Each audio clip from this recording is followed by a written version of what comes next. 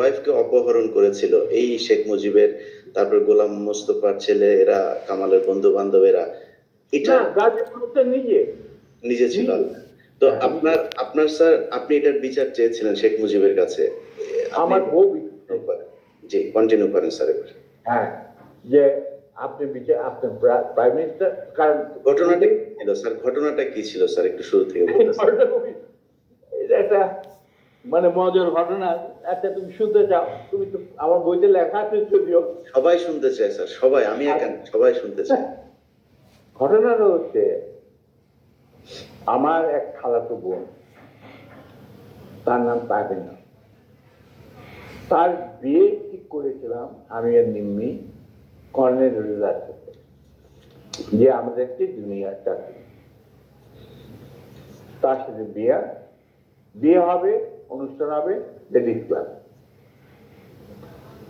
তো দুপক্ষেই আমাদের পরিচিত, অর্থাৎ আমরা হলাম রায় মিডিয়া। ঠিক আছে, ঠিক আছে। তখন আমরা কি করলাম, সমস্ত অ্যারেঞ্জমেন্ট আমাদের উপরে দায়িত্ব আসলো। তো কাকে রাখি আর কাকে বাদ দিই, এত মানুষের সাথে পরিচিতি। তো আমরা যাই হোক বেশ ভালোই, প্রায় 2-3 হাজার লোকের মতো লোক ইনভাইট করা হলো, দুই তরফে চলছে বিয়ার আসো। তখন আমার একমাত্র শালা, যার নাম বাপি, ও ম্যাকগিল ইউনিভার্সিটিতে পড়তো, ওখান থেকে ছুটিতে আসছে দেশে। He was also present in this ceremony.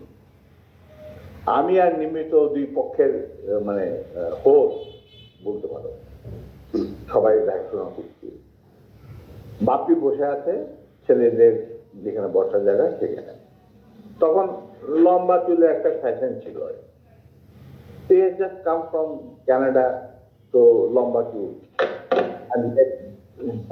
Beautiful hair, and he was a handsome man.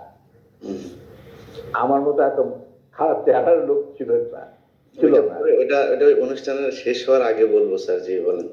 আচ্ছা, তারপর তোমার ও বসেছিল অন্যান্য গেস্টদের সাথে, তার পিছনের রোতে Gazi Golam Mostafa and his wife was also invited in that function from the other side, not from our side, মানে ছেলে পক্ষে। বুঝতে পেরেছি। তো গাজী গোলাম মোস্তফার ছেলেরা আর তার সাঙ্গভঙ্গ পিছনের সিটে, পিছনের রোতে সিটে বসে। তাদের মধ্যে একটা ছেলে বাপ্পির চুল টান দিল পিছু থেকে। তো বাপ্পির পিছনে, ভদ্র মানুষ, বিদেশে থাকে, বিদেশে বড় হয়েছে, পিছনে বললো, কিছু বলে না। আবার ওরা চুল টান দিল। দ্বিতীয়বার টান দেওয়ার পরে বাপ্পি পিছনে তাকে দেখো যে একটা ছেলে হাত সরিয়ে দিল। তখন বলে যে তুমি চুল টান দিয়েছ? বলছে হ্যাঁ। বলে কি কেন? আমরা দেখছিলাম যে এত সুন্দর চুল, এটা কি পট চুল না আসতো? আচ্ছা, চিন্তা করো।